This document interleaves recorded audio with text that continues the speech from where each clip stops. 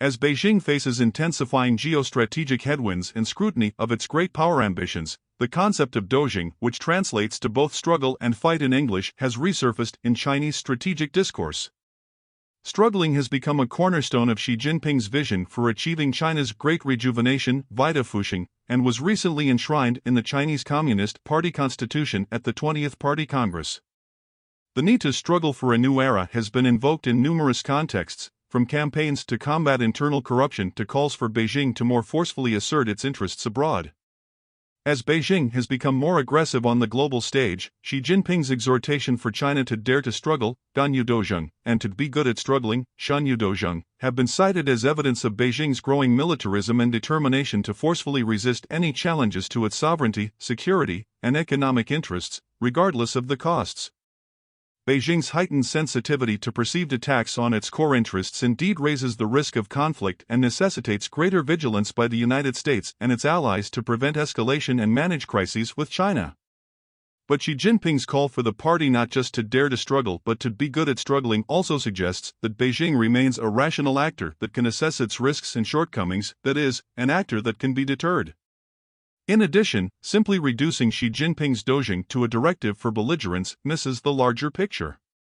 Dojing embodies modern China's aspirations and anxieties. It is an appeal to the Chinese people not to become complacent or to lose hope as difficulties mount at home and abroad, and to proactively work for the country's great rejuvenation. But how enthusiastically younger or even older generations will rally around the party amid growing economic woes, domestic political tightening, and stifling of once vibrant industries and intellectual communities remains to be seen. Mobilizing a skeptical and fatigued citizenry in service of the party's goals arguably poses greater challenges for Xi Jinping and his deputies in struggling for a new era than challenges from the outside. Title 1: Struggle in the CCP's History. The concept of dojing long predates Xi Jinping. Its roots can be found in Marxist philosophies, all the way back to the first line of Chapter 1 of the Communist Manifesto. The history of all hitherto existing society is the history of class struggles, or, in Chinese, Jijin Ichia Shihui de Lishur Do Shur Jieji Dojing de Lishur. Mao Zedong, who rose to the top of the CCP during the Chinese Civil War, appropriated the Marxist concept of class struggle and used it to call for everything from armed struggle and resistance against imperialism to campaigns against waste, bureaucracy, and corruption. Mao Zedong notoriously used the concept of dojing to justify the need for constant ideological struggle, using ideological campaigns to remove rivals and threats to his leadership. Examples include the Yan'an rectification movement of the 1940s, which enabled Mao Zedong to secure his position as top leader of the party, and the struggle sessions of the Cultural Revolution. Interestingly, Xi Jinping has intentionally encouraged comparisons between himself and Mao Zedong. Following the 20th Party Congress, Xi Jinping's first trip with his newly appointed top leaders was to Yan'an, where he encouraged his fellow party members to carry forth the spirit of struggle, invoking the party's early days as the underdog that ultimately won the Chinese Civil War. After Mao Zedong's death in 1976, China underwent a series of reforms initiated by Deng Xiaoping, and the focus of dojing shifted from ideological struggle to advancing China's modernization and economic development. Deng Xiaoping's speech at the 12th Party Congress only mentions dojing twice in his closing words: "We must struggle hard to make China a modern socialist country that is highly democratic and culturally advanced. We must also struggle hard to oppose hegemonism, safeguard world peace, and promote human progress." The CCP's approach to struggle has evolved over time to meet the needs and challenges of each era. Zhou Longhui, a researcher at the Fujian Academy of Social Science, in a recently published paper on the topic of dojing, posits that persistence and daring to struggle is the historical experience of the Chinese Communist Party. But exactly what that struggle entails has evolved along with China's external and internal environments. Title 2: Struggle according to Xi Jinping. Since Xi Jinping's rise to power in 2012, dojing has shifted once again, becoming more of an all-encompassing term.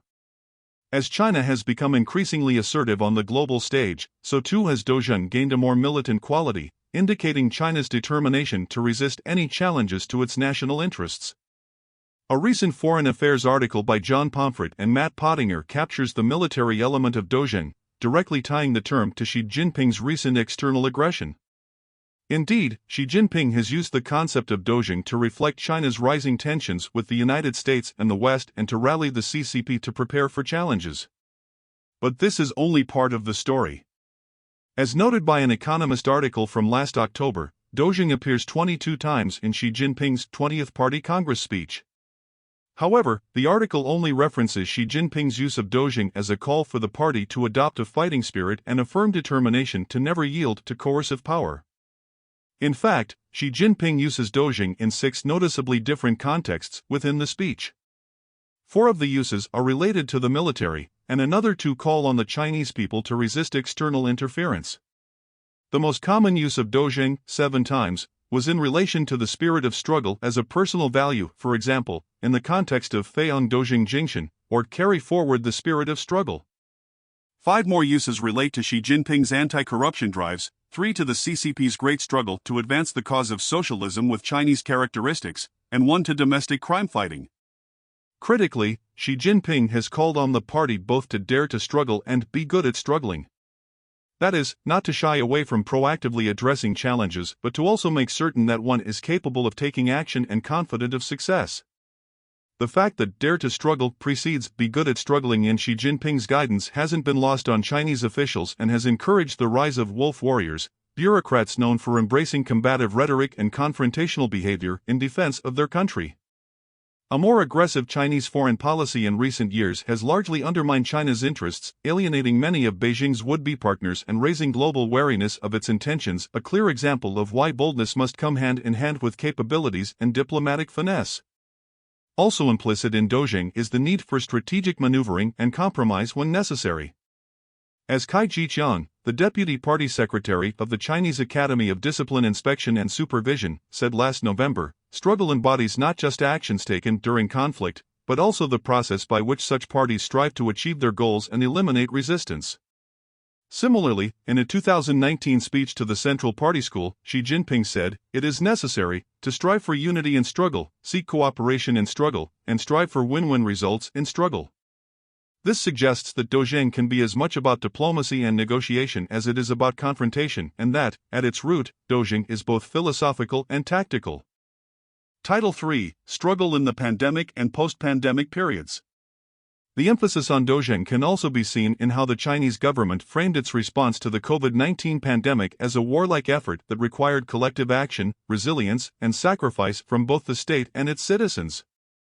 A strong focus was placed by the party and state media on the heroic efforts of healthcare workers, government officials, and even ordinary citizens in combating the virus.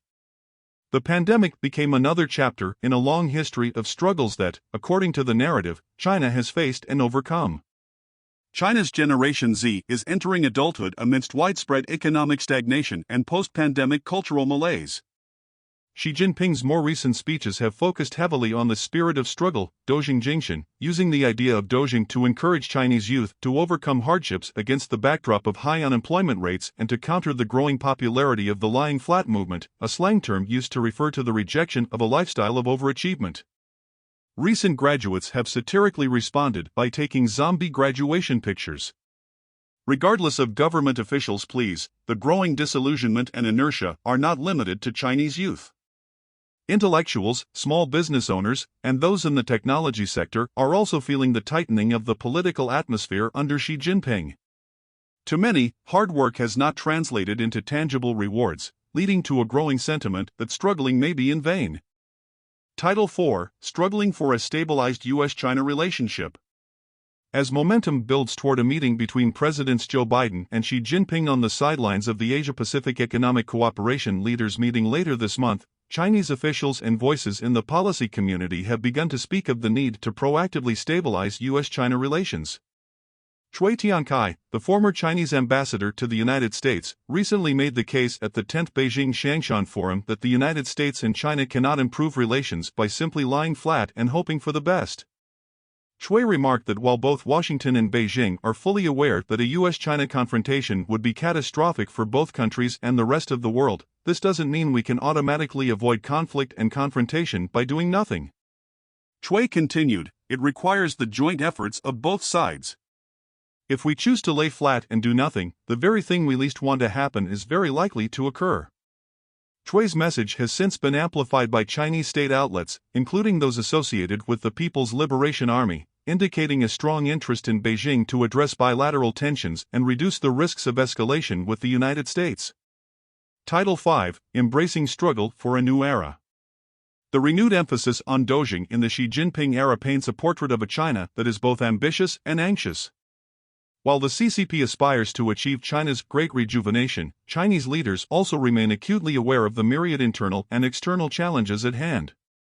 In the modern era, Dojing carries many meanings. It serves as a reminder of the CCP's oft-repeated narrative of historical hardship, an encouragement to the Chinese people to work hard, and a warning to prepare for an uncertain future.